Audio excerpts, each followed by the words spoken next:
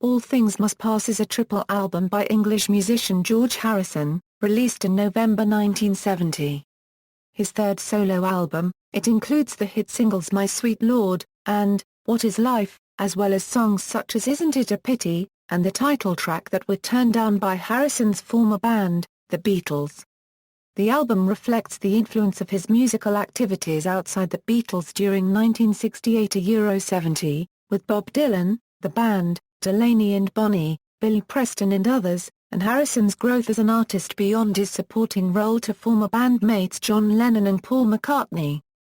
All Things Must Pass introduced Harrison's signature sound, the slide guitar, and the spiritual themes that would be present throughout his subsequent solo work.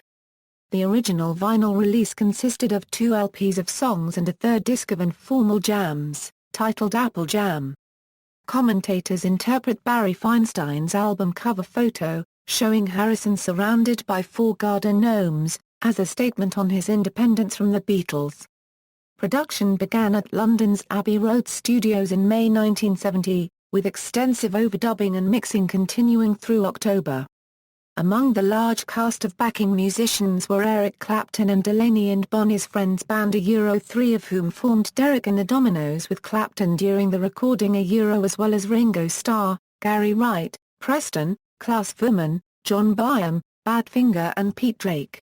The sessions produced a double album's worth of extra material, most of which remains unissued. All Things Must Pass was critically acclaimed on release and, with long stays at #1 on charts around the world, commercially successful. The album was co-produced by Phil Spector and employs his wall of sound production technique to notable effect. Ben Gerson of Rolling Stone described the sound as Wagnerian, Brucknerian, the music of mountain tops and vast horizons. Reflecting the widespread surprise at the assuredness of Harrison's post-Beatles debut, melody maker S. Richard Williams likened the album to Greta Garbo's first role in a talking picture and declared, "Garbo talks. Harrison is free." According to Colin Larkin, writing in the 2011 edition of his Encyclopedia of Popular Music, All Things Must Pass is generally rated as the best of all the former Beatles solo albums. During the final year of his life, Harrison oversaw a successful reissue campaign to mark the 30th anniversary of the album's release. Following this reissue, in March 2001, the set was certified 6 times platinum by the Recording Industry Association of America. Among its appearances in critics' best album lists, All Things Must Pass was ranked 79th on the Tamiza the 100 Best Albums of All Time in 1993, while Rolling Stone currently places it 433rd on the magazine's 500 Greatest Albums of All Time. In January 2014, All Things Must Pass was inducted into the Grammy Hall of Fame. Background: the British music journalist John Harris has identified the start of George Harrison's journey to making All Things Must Pass as his visit to America in late 1968, following the acrimonious sessions for the Beatles' White Album. While in Woodstock in November, Harrison established a long-lasting friendship with Bob Dylan and experienced a creative equality among the band that contrasted sharply with John Lennon and Paul McCartney's domination in the Beatles. Coinciding with this visit was a surge in Harrison's songwriting output, following his renewed interest in the guitar, after 3 years spent studying the Indian sitar. As well as being one of the few musicians to co-write songs with Dylan, Harrison had recently collaborated with Eric Clapton on Badge, which became a hit single for Cream in the spring of 1969. Once back in London, and with his compositions continually overlooked for inclusion on releases by the Beatles, Harrison found creative fulfillments in extracurricular projects that, in the words of his musical biographer, Simon Leng, served as an emancipating force from the restrictions imposed on him in the band.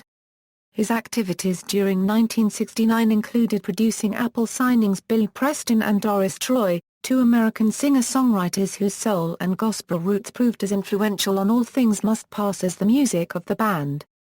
He also recorded with artists such as Leon Russell and Jack Bruce, and accompanied Clapton on a short tour with Delaney Bonnie at Soul Review, Delaney and Bonnie and Friends. In addition, Harrison identified his involvement with the Hare Krishna movement as providing another piece of a jigsaw puzzle that represented the spiritual journey he had begun in 1966. As well as embracing the Vaishnavist branch of Hinduism, Harrison produced two hit singles during 1969, a Euro 70 by the UK-based Devotees, credited as Radha Krishna Temple. In January 1970, Harrison invited American producer Phil Spector to participate in the recording of Lennon's Plastic Ono Band single Instant Karma. This association led to Spector being given the task of salvaging the Beatles' Get Back rehearsal tapes, released officially as the Let It Be album, and later co-producing All Things Must Pass. Harrison first discussed the possibility of making a solo album of his unused songs during the ill-tempered Get Back sessions, held at Twickenham Film Studios in January 1969. At Abbey Road Studios on February 25, his 26th birthday, Harrison recorded demos of All Things Must Pass, and two other compositions that had received little interest from Lennon and McCartney at Twickenham. With the inclusion of one of these songs, a Euro something a Euro, and Here Comes the Sun on the Beatles' Abbey Road album in September 1969, music critics acknowledged that Harrison had bloomed into a songwriter to match Lennon and McCartney. Although he began talking publicly about recording his own album from the autumn of 1969, it was only after McCartney announced that he was leaving the Beatles, in April 1970, signaling the band's breakup, that Harrison committed to the idea. Despite having already made Wonderwall Music, a mostly instrumental soundtrack album, and the experimental electronic sound, Harrison considered All Things Must Pass to be his first solo album. Album content = main body = Spector first heard Harrison's stockpile of unreleased compositions early in 1970, when visiting his recently purchased home, Friar Park. It was endless. Spector later recalled of the recital, noting the quantity and quality of Harrison's material. Harrison had accumulated songs from as far back as 1966. Both Isn't It a Pity, and Art of Dying date from that year. He co-wrote at least two songs with Dylan while in Woodstock, one of which, I'd Have You Anytime, appeared on All Things Must Pass. Harrison wrote Let It Down in late 1968 also. He introduced the band-inspired All Things Must Pass, along with Hear Me Lord, and Let It Down, at the Beatles' Get Back rehearsals, only to have them rejected by Lennon and McCartney. The tense atmosphere at Twickenham fueled another All Things Must Pass song, Wah Wah, which Harrison wrote in the wake of his temporary departure from the band on January 10, 1969. Run of the Mill followed soon afterwards, its lyrics focusing on the failure of friendships within the Beatles amid the business problems surrounding their Apple organization. Harrison's musical activities outside the band during 1969 inspired other compositions on the album. What Is Life came to him while driving to a London session that spring for Preston's That's the Way God Planned It album. Behind That Locked Door was Harrison's message of encouragement to Dylan, written the night before the latter's comeback performance at the Isle of Wight Festival. And Harrison began My Sweet Lord as an exercise in writing a gospel song during Delaney and Bonnie's stopover in Copenhagen in December 1969. I Dig Love resulted from Harrison's early experiments with slide guitar, a technique that Bramnett had introduced him to, in order to cover for guitarist Dave Mason's departure from the Friends lineup.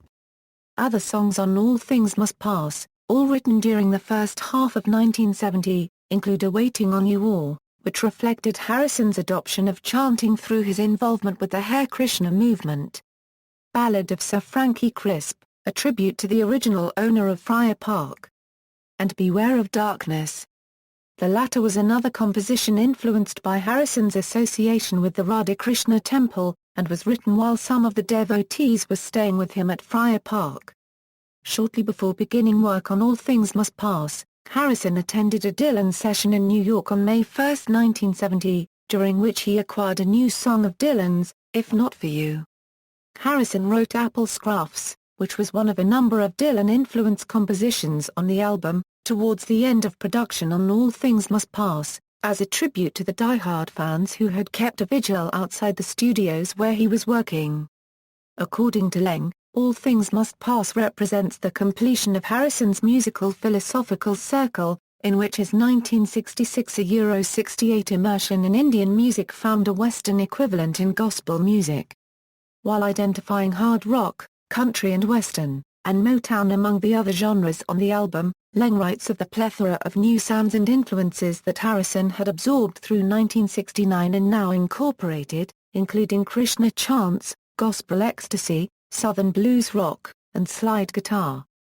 The melodies of Isn't It a Pity, and Beware of Darkness have aspects of Indian classical music, and On My Sweet Lord, Harrison combined the Hindu bhajan tradition with gospel. The recurrent lyrical themes on the album are Harrison's spiritual quest, as it would be throughout his solo career, and friendship, particularly the failure of relationships among the Beatles. Rob Mitchum of Pitchfork Media describes the album as dark-tinged Krishna folk rock.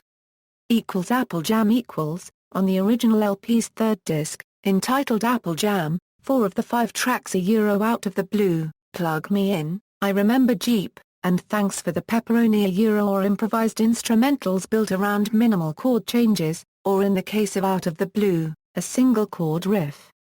The title for I Remember Jeep originated from the name of Clapton's dog, Jeep, and Thanks for the Pepperoni came from a line on a Lenny Bruce comedy album. In a December 2000 interview with Billboard magazine, Harrison explained, "For the jams, I didn't want to just throw them in the cupboard, and yet at the same time it wasn't part of the record. That's why I put it on a separate label to go in the package as a kind of bonus." The only vocal selection on Apple Jam is It's Johnny's Birthday, sung to the tune of Cliff Richard's 1968 hit Congratulations, and recorded as a gift from Harrison to Lennon to mark the latter's 30th birthday. Like all the free tracks on the bonus disc, It's Johnny's Birthday carried a Harrison songwriting credit on the original UK release of All Things Must Pass, while on the first US copies, the only songwriting information on the record's face labels was the standard inclusion of a performing rights organization, BMI. In December 1970, Congratulations songwriters Bill Martin and Phil Coulter claimed for royalties, with the result that the composer's credit for Harrison's track was swiftly changed to acknowledge Martin and Coulter. Demo tracks and outtakes aside from the 17 compositions issued on discs 1 and 2 of the original album, Harrison recorded at least 20 other songs either in demo form for Spector's benefit, just before recording got officially underway in late May, or as outtakes from the sessions. In a 1992 interview, Harrison commented on the volume of material, "I didn't have many tunes on Beatles records, so doing an album like All Things Must Pass was like going to the bathroom and letting it out." As well as Wah Wah, Art of Dying, and others that would soon be developed in a band setting, Harrison's solo performance for Spector included the following songs, all of which remain unreleased: Window, another composition turned down by the Beatles in January 1969, Everybody, Nobody the melody of which Harrison adapted for Ballad of Sir Frankie Crisp, Nowhere to Go a second Harrison Dylan collaboration from November 1968, originally known as When Everybody Comes to Town, Cosmic Empire, Mother Divine, and Tell Me What Has Happened to You. Also from this performance were 2 tracks that Harrison returned to in later years. Beautiful Girl appeared on his 1976 album 33 1/3, and the Dylan-written I Don't Want to Do It was Harrison's contribution to the soundtrack for Porky's Revenge. During the main sessions for All Things Must Pass, Harrison taped or routined early versions of You, Try Some, By Some, and When Every Song Is Sung. Harrison offered these 3 songs to Ronnie Spector in February 1971 for her proposed solo album on Apple Records. After releasing his own versions of Try Some, By Some, and You between 1973 and 1975, he offered When Every Song Is Sung to former bandmate Ringo Starr for his 1976 album Ringo's Rotogravure. Woman Don't You Cry for Me, written in December 1969 as his first slide guitar composition, was another song that Harrison revisited on 33 1/3. Harrison included I Live For You as the only all-new bonus track on the 2001 reissue of All Things Must Pass. Down to the River remained unused until he reworked it as rocking chair in Hawaii for his final studio album, the posthumously released Brainwashed. Harrison recorded the following compositions during the All Things Must Pass sessions, but they have never received an official release. Dure Done written during the Beatles' stay in Rishikesh in early 1968, and unveiled by Harrison in a brief performance on Ukulele for the 1995 TV broadcast of the Beatles anthology, Gopala Krishna also known as Om, with all Sanskrit lyrics, and described by Simon Leng as a rocking companion to a Waiting on You or Going Down to Golders Green a Sun Records era Presley parody based on the melody of Baby Let's Play House. Contributing musicians. The precise lineup of contributing musicians is open to conjecture. Due to the album's big sound and the many participants on the sessions, commentators have traditionally referred to the grand, orchestral nature of this lineup. In 2002, music critic Greg Codd described it as a who's who of the decade's rock royalty, while Harris writes of the cast taking on a Cecil B. DeMille aspect. The musicians included Bobby Whitlock, Jim Gordon, Carl Radle, Bobby Keys, Jim Price and Dave Mason, all of whom had recently toured with Delaney and Bonnie. Along with Eric Clapton, there were also musicians whose link with Harrison went back some years, such as Ringo Starr and Billy Preston, and German bassist Klaus Wurmann, formerly of Manfred Mann and a friend since the Beatles' years in Hamburg. Handling much of the keyboard work with Whitlock was Gary Wright, who went on to collaborate regularly with Harrison throughout the 1970s. From within Apple's stable of musicians, Harrison recruited the band Badfinger, future Yes drummer Alan White, and Beatles assistant Mal Evans on percussion. Badfinger drummer Mike Gibbons' powerful tambourine work led to Spector giving him the nickname Mr. Tambourine Man, after the Dylan song, while bandmates Pete Ham, Tom Evans and Joey Molland provided rhythm acoustic guitar parts that, in keeping with Spector's wall of sound principles, were to be felt but not heard. Orchestral arranger John Barham also sat in on the sessions, occasionally contributing on harmonium and vibraphone. Other guests included Nashville pedal steel player Pete Drake, Procol Harum's Gary Brooker and a pre-Genesis Phil Collins. For contractual reasons, on UK pressings of All Things Must Pass, Clapton's participation on the first two discs of the album remained unacknowledged for many years, although he was listed among the musicians appearing on the Apple Jam disc in Britain. Harrison was unaware of Collins's contribution until putting together the 30th anniversary reissue of the album in 2000, at which point he offered Collins his belated thanks. Clapton's former bandmate in Cream and Blind Faith, Ginger Baker, participated in the session for I Remember Jeep Only, according to the album's sleeve notes. Simon Leng consulted Wurmann, Barham, Molland and Delaney Bonnie for his chapter covering the making of All Things Must Pass and credits Tony Ashton as one of the keyboard players on both versions of Isn't It a Pity. Some sources suggest that Peter Frampton may have been among the rhythm guitarists on some songs, while similarly unsubstantiated claims exist regarding possible guest appearances from John Lennon, Maurice Gibb and Pink Floyd's Richard Wright. In addition, for some years after the album's release, rumors claim that the band backed Harrison on the country-influenced Behind That Locked Door. Production Initial recording The date for Harrison's run-through of songs for Spector, at Abbey Road Studios, is generally thought to have been May 20, 1970, the same day as the Let It Be film's world premiere, with recording sessions beginning on May 26. With assistance from former Beatles engineers Ken Scott and Phil McDonald, Spector recorded most of the album's backing tracks live, in some cases featuring multiple drummers and keyboard players, and as many as 5 rhythm guitarists. According to authors Chip Madinger and Mark Easter, the majority of these backing tracks were taped on 8-track at Abbey Road, with the first batch of sessions taking place from late May through to the second week of June. The first song recorded was Wah Wah. What Is Life, versions 1 and 2 of Isn't It a Pity, and the songs on which Drake participated, such as All Things Must Pass, and Ballad of Sir Frankie Crisp, were among the other tracks taped then. The Apple Jam instrumentals Thanks for the Pepperoni, and Plug Me In, featuring Harrison, Clapton and Mason each taking extended guitar solos, were recorded later in June, at the Beatles' Apple Studio, and marked the formation of Clapton, Whitlock, Radle and Gordon's short-lived band Derek and the Dominoes. Harrison also contributed on guitar to both sides of the band's debut single, Tell the Truth, and Roll It Over, which were produced by Spector and recorded at Apple on June 18. The 11-minute Out of the Blue featured contributions from Keys and Price, both of whom began working with the Rolling Stones around this time. Although Harrison had estimated in a New York radio interview that the solo album would take no more than 8 weeks to complete, recording, overdubbing and mixing on All Things Must Pass lasted for 5 months, until late October. Part of the reason for this was Harrison's need to make regular visits to Liverpool to tend to his mother, who had been diagnosed with cancer.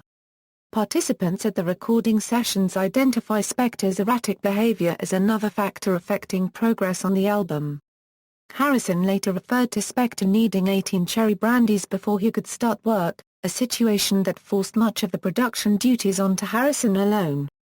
In July 1970, by which time sessions had resumed at Trident Studios, Spector fell over in the studio and broke his arm. Early that month, work on All Things Must Pass was temporarily brought to a halt as Harrison headed north to see his dying mother for the last time. EMI's growing concerns regarding studio costs added to the pressure on Harrison, and a further complication, John Harris notes, was that Clapton had become infatuated with Harrison's wife, Pattie Boyd, and adopted a heroin habit as a means of coping with his guilt. Overdubbing. In Spector's absence, Harrison had completed the album's backing tracks and preliminary overdubs by August 12. He then sent early mixes of many of the songs to his co-producer, who was convalescing in Los Angeles, and Spector replied by letter dated August 19 with suggestions for further overdubs and final mixing. Among Spector's comments were detailed suggestions regarding Let It Down, the released recording of which Madinger and Easter describe as the best example of Spector running rampant with the wall of sound, and an urging that he and Harrison carry out further work on the songs at the superior, 16-track Trident Studios facility. Spector then returned to oversee conversion of the 8-track recordings to 16-track masters, a process that allowed for more freedom when overdubbing new instruments. John Barham's orchestrations were recorded during the next phase of the album's production, starting in early September, along with many further contributions from Harrison, such as his lead vocals, slide guitar parts and multi-tracked backing vocals. Leng recognizes Barham's arrangements on pivotal songs such as Isn't It a Pity, My Sweet Lord, Beware of Darkness, and All Things Must Pass as important elements of the album's sound, while Spector has praised Harrison's guitar and vocal work on the overdubs, saying, "Perfectionist is not the right word. Anyone can be a perfectionist." He was beyond that. Harrison's style of slide guitar playing incorporated aspects of both Indian music and the blues tradition. From its introduction on All Things Must Pass, Leng writes, Harrison's slide guitar became his musical signature, as instantly recognizable as Dylan's harmonica or Stevie Wonder's. Mixing and mastering. On October 9, while carrying out final mixing at Abbey Road, Harrison presented Lennon with a recently recorded It's Johnny's Birthday. The track featured Harrison on vocals, harmonium and all other instruments, and vocal contributions from Mal Evans and assistant engineer Eddie Klein. That same month, Harrison finished his production work on Star's 1971 single It Don't Come Easy, the basic track for which they had recorded with Fuhrman in March at Trident. Aside from his contributions to projects by Starr, Clapton, Preston and Ashton during 1970, over the following year Harrison would reciprocate the help that his fellow musicians on All Things Must Pass had given him by contributing to albums by Whitlock, Wright, Badfinger and Keys. On October 28, Harrison and Boyd arrived in New York, where he and Spector carried out final preparation for the album's release, such as sequencing. Harrison harbored doubts about whether all the songs they had finished were worthy of inclusion. Alan Steckler, Apple Records' U.S. manager, was stunned by the quality of the material and assured Harrison that he should issue all the songs. Spector's signature production style gave All Things Must Pass a heavy, reverb-oriented sound, which Harrison came to regret with the passage of time. Outtakes from the recording sessions became available on bootlegs in the 1990s. One such unofficial release, the 3-disc The Making of All Things Must Pass, contains multiple takes of some of the songs on the album, providing a work in progress on the sequence of overdues onto the backing tracks. Album artwork: Harrison commissioned Tom Wilkes to design an elaborate inched cardboard box in which to house the 3 vinyl discs, rather than have them packaged in a triple gatefold cover. Apple insider Tony Bramwell later recalled, "It was a bloody big thing. You needed arms like an orangutan to carry half a dozen." The packaging caused some confusion among retailers, who associated boxed albums with opera or classical works. The stark black and white cover photo was taken on the main lawn at Friar Park by Wilkes' Camouflage Productions partner, Barry Feinstein. Commentators interpret the photograph showing Harrison seated in the center of, and towering over, 4 comical-looking garden gnomes as representing his removal from the Beatles' collective identity.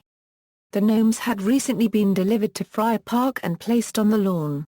Seeing the 4 figures there, and mindful of the message in the album's title, Feinstein immediately drew parallels with Harrison's former band.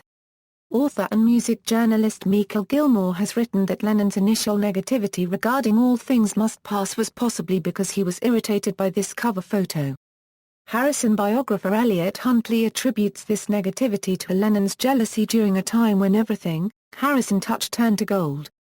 Apple included a poster with the album, showing Harrison in a darkened corridor of his home, standing in front of an iron-framed window. Wilkes had designed a more adventurous poster, but according to Beatles author Bruce Beiser, Harrison was uncomfortable with the imagery. Some of the Feinstein photographs that Wilkes had incorporated into this original poster design appeared instead on the picture sleeves for the My Sweet Lord single and its follow-up, What Is Life? Release. EMI and its U.S. counterpart, Capitol Records, had originally scheduled the album for release in October 1970, and advance promotion began in September. An intangible buzz had been in the air for months regarding Harrison's solo album, according to Alan Clayson, and for reasons other than still potent loyalty to the Fab Four. Harrison's stature as an artist had grown over the past year through the acclaim afforded his songs on Abbey Road, as well as the speculation caused by his and Dylan's joint recording session in New York.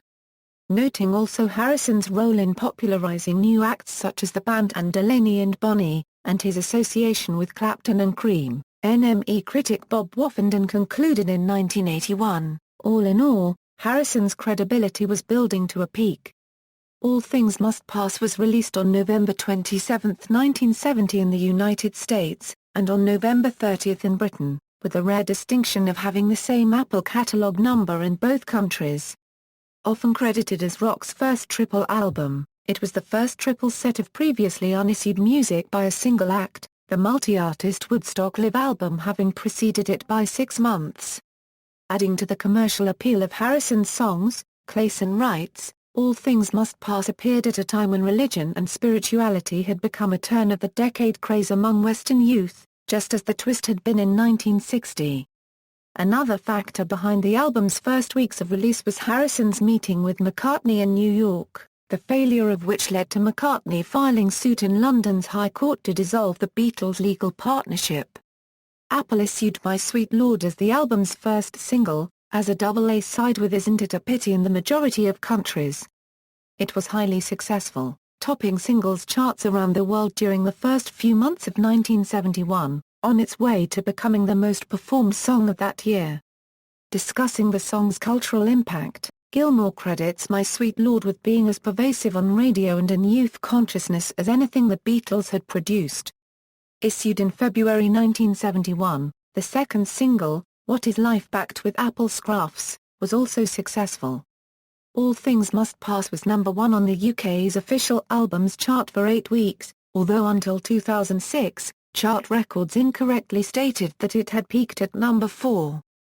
On Melody Maker Euro's national chart, the album was also number 1 for 8 weeks, from February 6 to March 27, 6 of which coincided with My Sweet Lord topping the magazine's singles chart.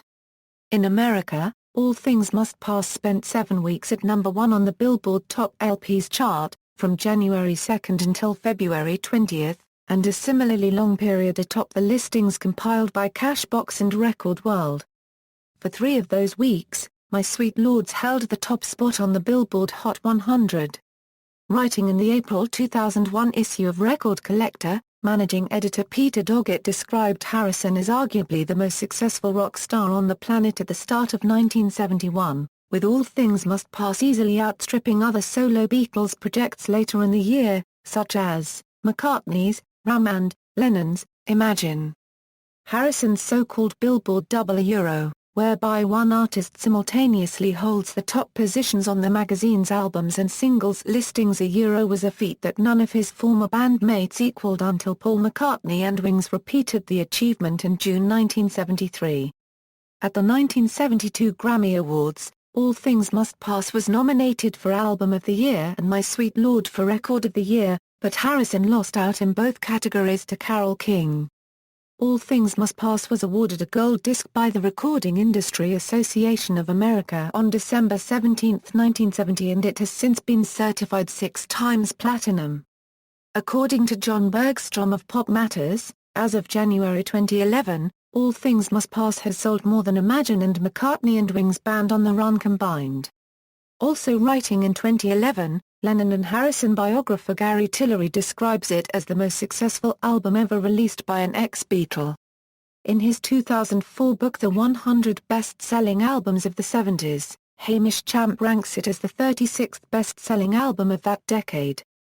Critical reception = contemporary reviews = All Things Must Pass received almost universal critical acclaim on release as much for the music and lyrical content as for the fact that, of all the former Beatles, it was the work of supposed junior partner George Harrison. Beatles author Robert Rodriguez has written of critics' attention being centered on a major talent unleashed, one who'd been hidden in plain sight all those years behind Lennon and McCartney.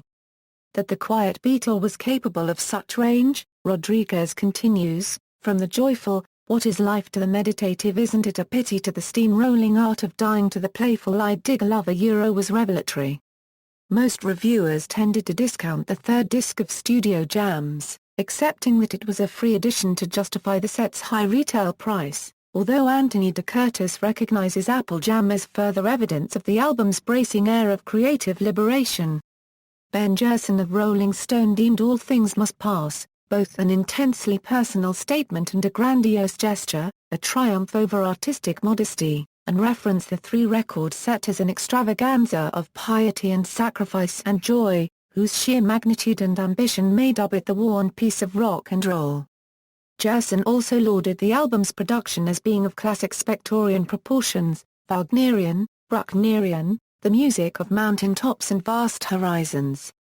In the NME, Alan Smith referred to Harrison's songs as music of the mind, adding, "They search and they wander, as if in the soft rhythms of a dream, and in the end he has set them to words which are often both profound and profoundly beautiful." Billboard magazine hailed All Things Must Pass as a masterful blend of rock and piety, technical brilliance and mystic mood, and relief from the tedium of everyday rock. Melody maker s Richard Williams summed up the surprise many felt at Harrison's apparent transformation. All Things Must Pass, he said, provided the rock equivalent of the shock felt by pre-war moviegoers when Garbo first opened her mouth in a talkie, Garbo Talks. Harrison is free. In another review, for The Times, Williams opined that, of all the Beatles' solo releases thus far, Harrison's album makes far and away the best listening, perhaps because it is the one which most nearly continues the tradition they began 8 years ago. William Bender of Time magazine described it as an expressive, classically executed personal statement. One of the outstanding rock albums in years, while Don Heckman wrote in the New York Times, "If anyone had any doubts that George Harrison was a major talent, they can relax. This is a release that shouldn't be missed." That the album sounded so contemporary in 1970 contributed to All Things Must Pass seeming dated and faddish later in the decade. Village Voice critic Robert Christgau, having bemoaned in 1971 that the album was characterized by overblown fatuity and uninteresting music, wrote in a 1981 review of its featurelessness, right down to the anonymity of the multitrack vocals. In their book The Beatles, An Illustrated Record, Roy Carr and Tony Tyler were likewise lukewarm in their assessment, criticizing the homogeneity of the production and the lugubrious nature of Harrison's composing. Writing in The Beatles Forever in 1977, however, Nicholas Schaffner praised the album as the crowning glory of Harrison and Spector's careers, and highlighted All Things Must Pass and Beware of Darkness as the two most eloquent songs, musically as well as lyrically. Retrospective reviews and legacy AllMusic's Richie Unterberger views All Things Must Pass as Harrison's best. A very moving work, while Roger Catlin of Music Halm describes the set as epic and audacious, its dense production and rich songs topped off by the extra album of jamming. Q magazine considers it to be an exemplary fusion of rock and religion, as well as the single most satisfying collection of any solo Beatle. Filmmaker Martin Scorsese has written of the powerful sense of the ritualistic on the album, adding, "I remember feeling that it had the grandeur of liturgical music, of the bells used in Tibetan Buddhist ceremonies." Writing for Rolling Stone in 2002, Greg Kot described this grandeur as an echo-laden cathedral of rock in excelsis, where the real stars are Harrison's songs. In the same publication, Michael Gilmore labeled the album the finest solo work any ex-Beatle ever produced. In his July 2001 feature for Mojo, John Harris called it the inaugural solo album that still stands as the best Beatles solo record, while earlier that year the magazine's album review read in part, "This remains the best Beatles solo album." Oozing both the goggle-eyed joy of creative emancipation and the sense of someone pushing himself to the limit.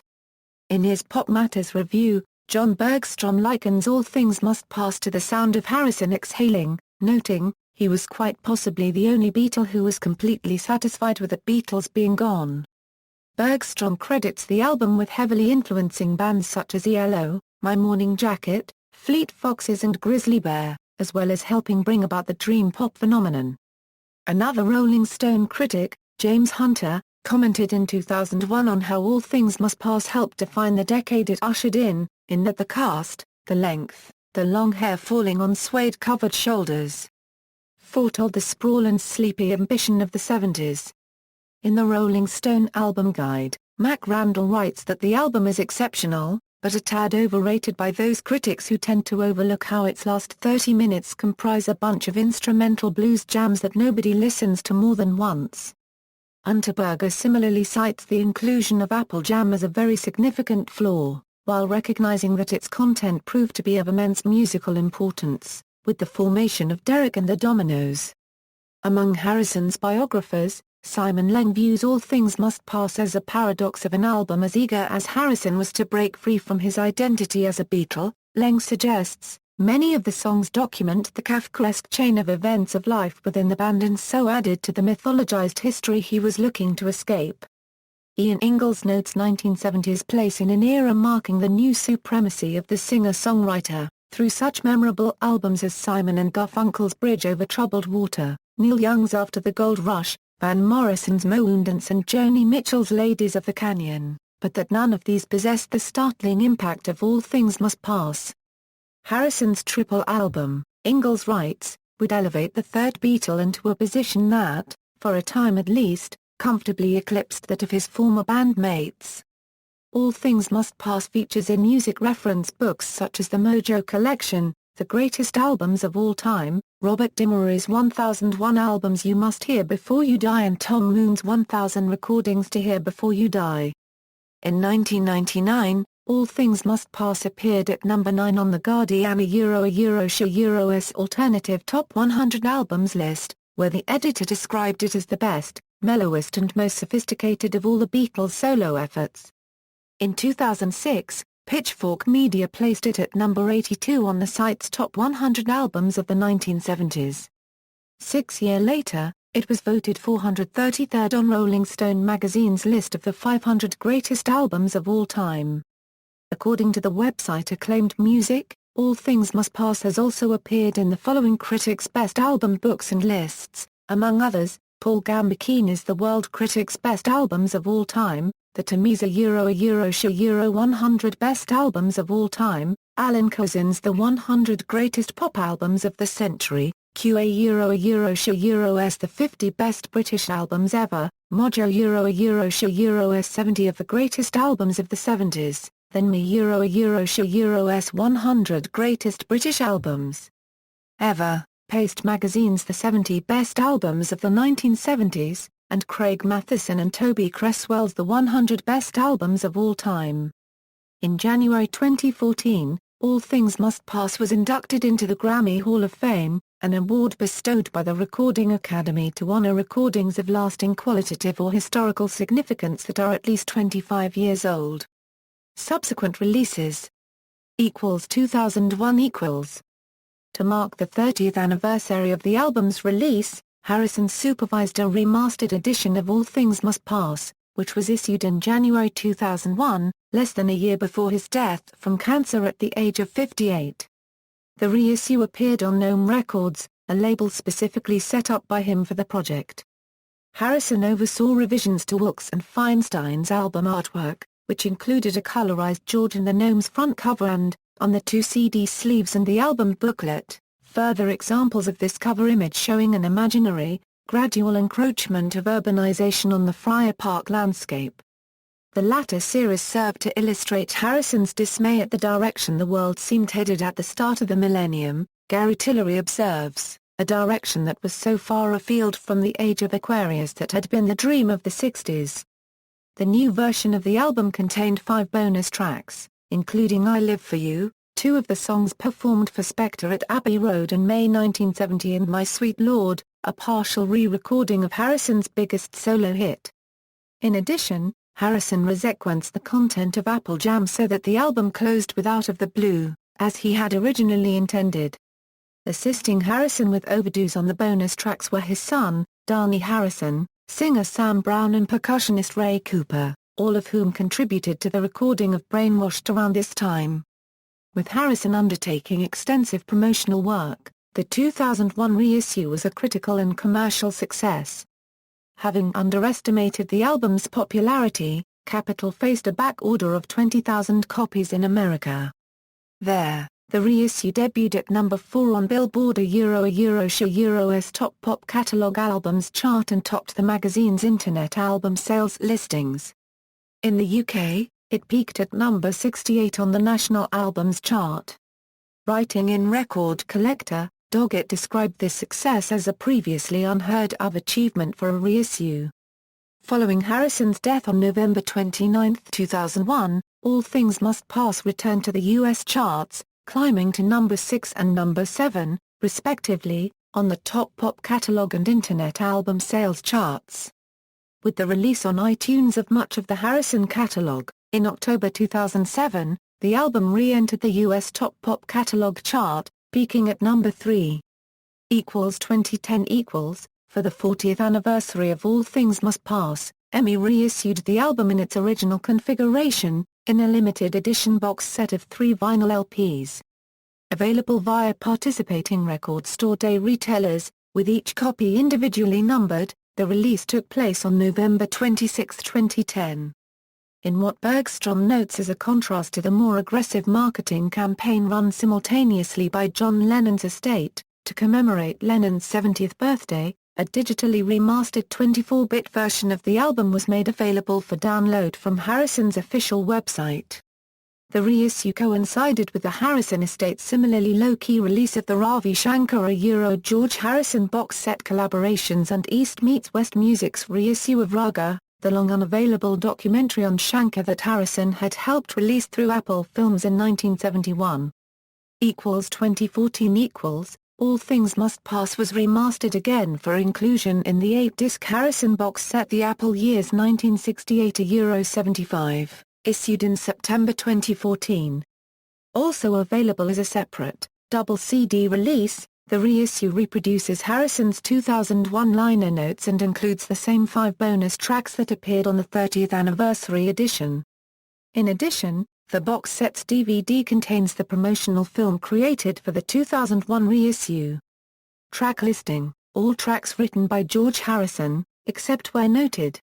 Original release Side 1, I'd Have You Anytime €256, My Sweet Lord €438, Wah Wah €535, Isn't It a Pity €710, Side 2, What is Life a Euro 422, If Not For You a Euro 329, Behind the Clock Door a Euro 305, Let It Down a Euro 457, Run of the Mill a Euro 249, Side 3, Beware of Darkness a Euro 348, Apple Scruffs a Euro 304.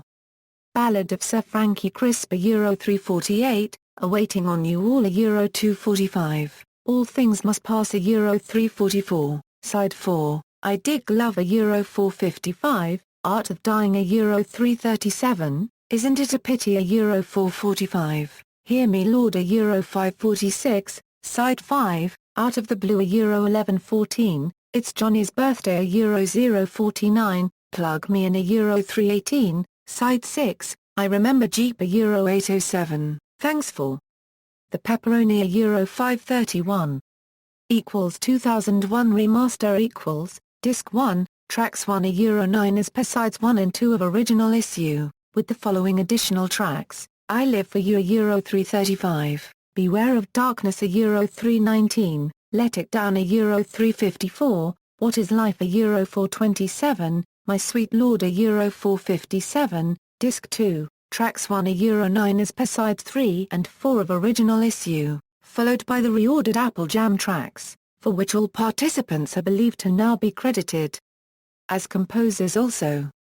It's Johnny's Birthday a Euro 049, Plug Me in a Euro 318, I Remember Jeep a Euro 807, Thanks For the Pepperoni a Euro 531, Out of the Blue a Euro 1116. Personnel, the following musicians are either credited on the 2001 reissue of All Things Must Pass or are acknowledged as having contributed after subsequent research. Accolades. Grammy Awards. Charts. Weekly charts. Year-end charts. Certifications. Notes. Citations. Sources.